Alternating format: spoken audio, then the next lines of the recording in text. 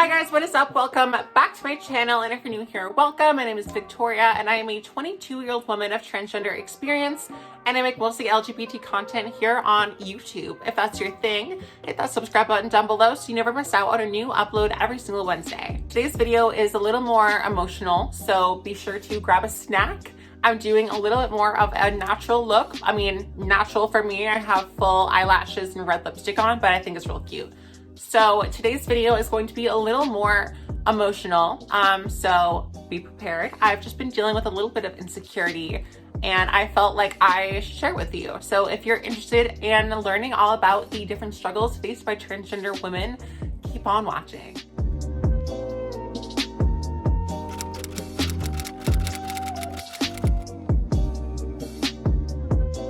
Hi guys, so lately dysphoria and insecurity are things that I have been dealing with a little more than usual lately.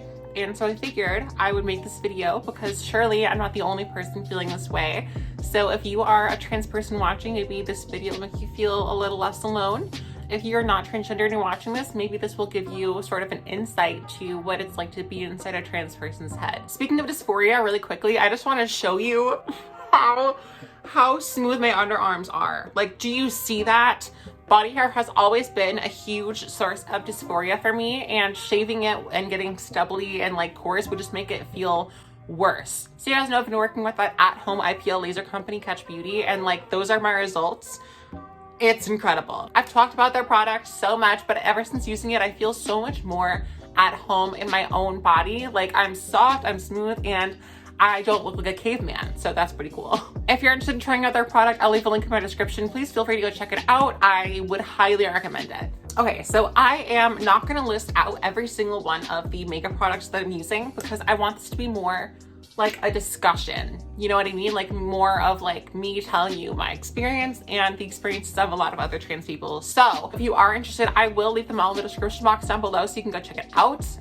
But I'm just gonna start my makeup as usual and start talking. So I can only ever speak from my own experience. So for me, my experience of transness has always felt like an episode of The Twilight Zone. So everyone's expectations of me and interpretation of me was always pretty much the exact opposite of how I saw myself. I came out pretty young at age 14, and this has always felt like a medical process of correcting a mix-up at birth. I am proud to be a woman of transgender experience, but I am first and foremost a woman. I was lucky enough to transition before male puberty had its full effect on me, but I didn't get to stop all of the things that testosterone does to your body. And because I transitioned so young, to myself and to all of the world, I went from a feminine boy to a transgender woman.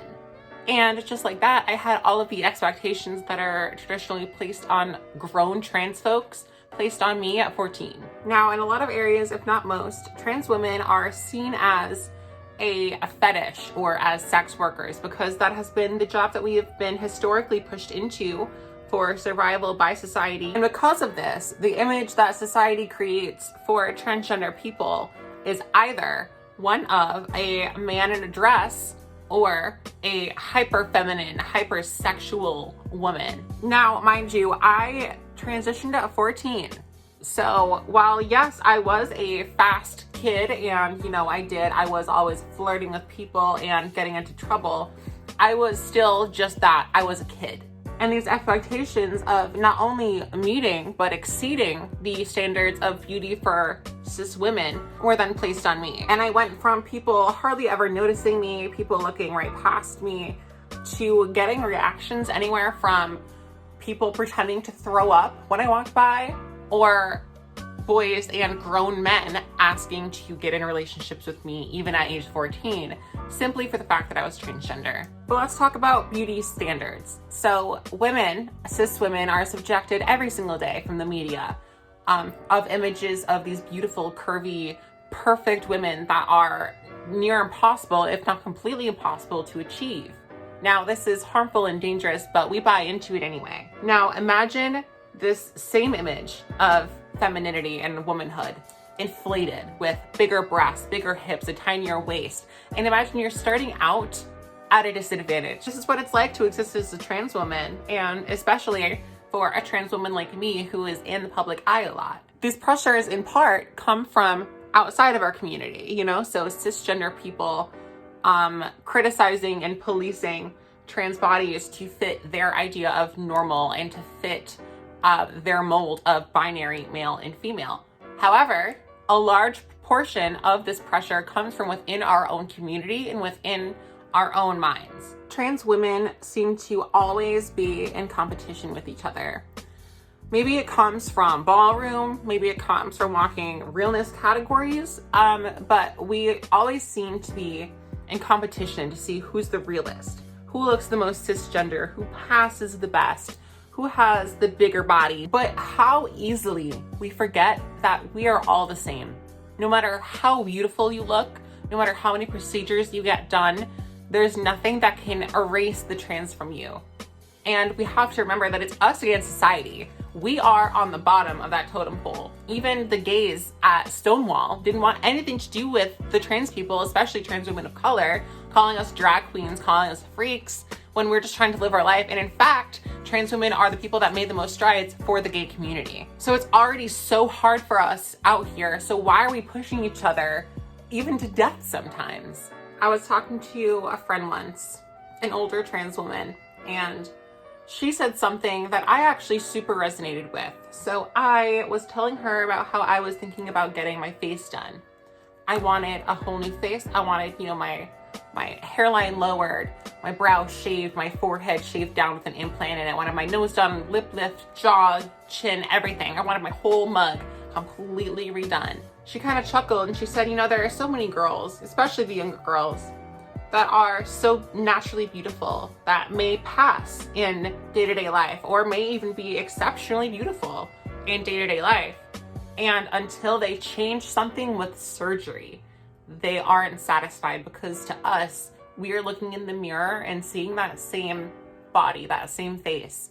And I never even thought about it like that, because there are a lot of days where I'm feeling a little insecure. And for those of you who don't know, I have gotten my Adam's apple shaved down, I had my breasts done, and I also had my sexual reassignment surgery. I have never gotten anything done to my face. So when I look in the mirror sometimes, especially on the days where I might be feeling a little insecure or ugly or dysphoric, where I look in the mirror and I still see that trapped little girl, that scared, trapped little girl who doesn't know when things are going to be okay. And that hurts. So the girls, go ahead and keep on caking on the makeup, just like I'm doing right now, and set the stage for future trans women to feel like they have to wear lashes and contour and all this to be a woman, when in reality, a lot of the times, less is more. This brings me to surgical pressure. Now, as I've mentioned before, I have had my Adam's apple shaved down, I've had my breasts done, and I had my sexual reassignment surgery. None of these procedures were easy, and none of them were cheap. Plastic surgery as a whole is not just a pressure that trans women face, but honestly, it's an expectation. And if you're a trans woman that doesn't want any surgeries at all, you're looked at a lot of the times by cis and transgender people as being different or weird or less of a woman, when that's absolutely not the case. This is ridiculous for so many reasons.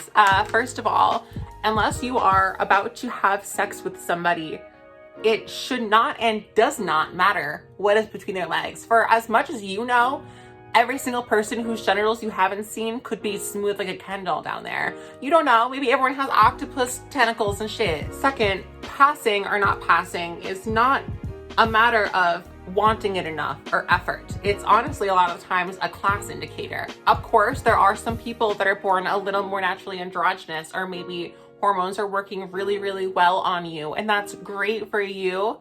But for the most part, I would say for most girls, if you want that rack that everyone is expecting of you, you're gonna have to pay $10,000 for it. And that does not include, you know, other procedures, makeup, clothes, hormones, doctor visits, etc. Trans people are a very marginalized community that face exceptionally high rates of poverty. So you're looking at that girl over there and wondering why she doesn't have a $25,000 surgery? Child, anyways, so nevertheless, those pressures that are put on us or that we put on ourselves lead us to seek out any which way that we could possibly get that procedure done. For some, that means hustling extra hard and earning a bag so that you can afford that surgery.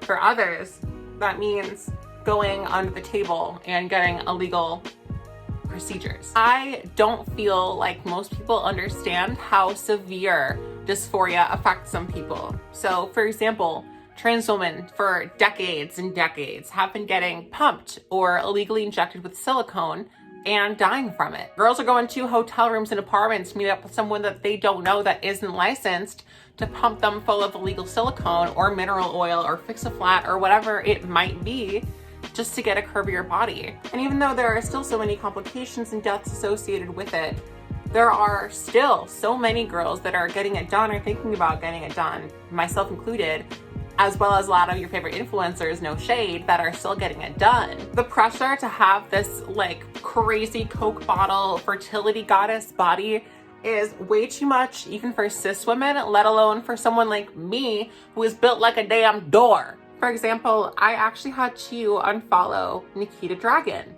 because it was damaging for me to go on the internet every single day and see somebody with a $250,000 body, a full face of perfect expensive makeup, and a 40-inch wig. Now, again, this is no shade to Nikita.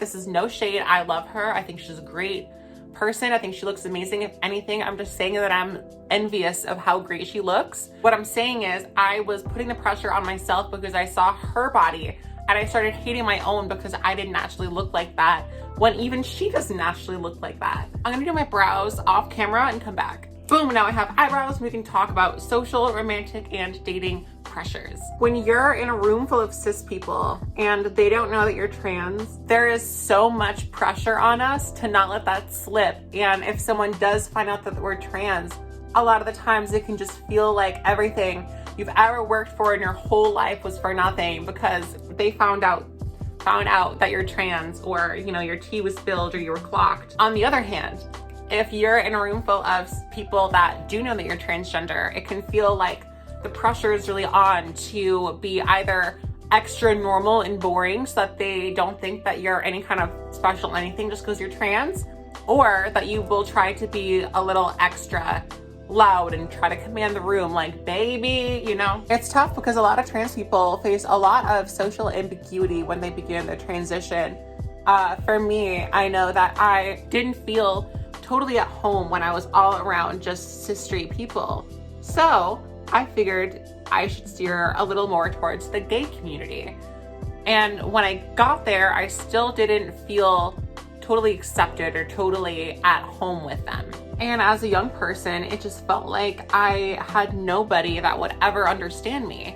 Now I am older. I'm still young, but I'm older.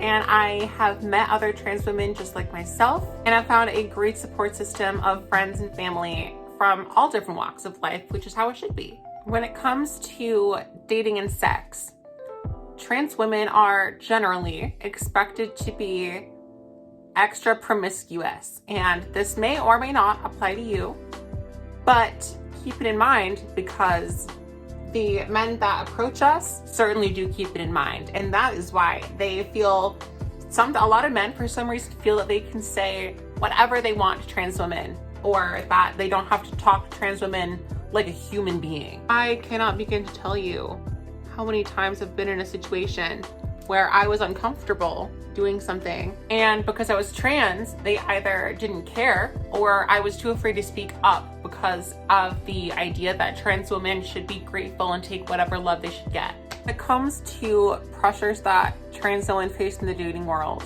many trans women are made to feel that they are unlovable and that we should feel lucky to get whatever love that we are given.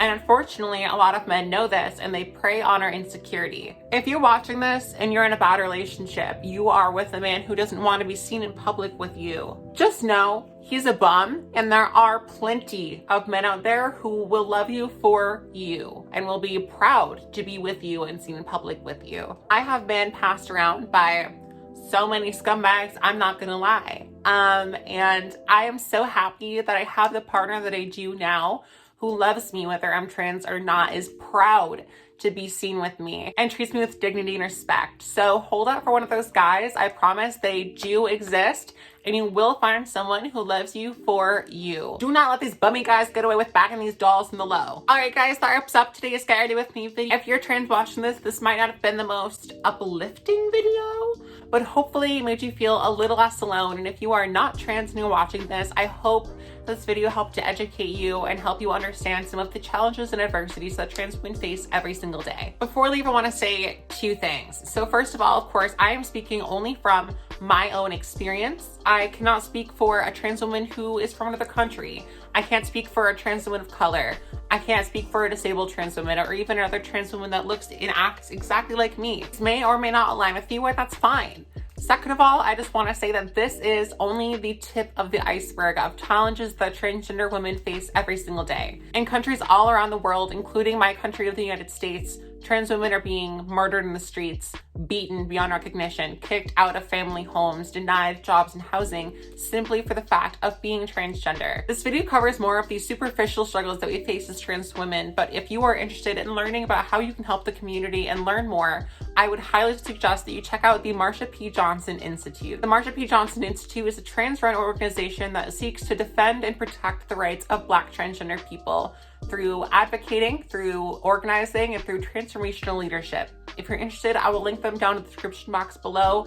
They are one of many organizations that I would highly recommend that you check out. I will link all of my social media in the description box below, as well as my WISIO, where you can submit all of your questions to me and receive a video response giving my true and honest opinion, or even set up a FaceTime call with me. Thank you all so much for watching this video. If you enjoyed it, please make sure you give it a big thumbs up. It helps out my channel so much.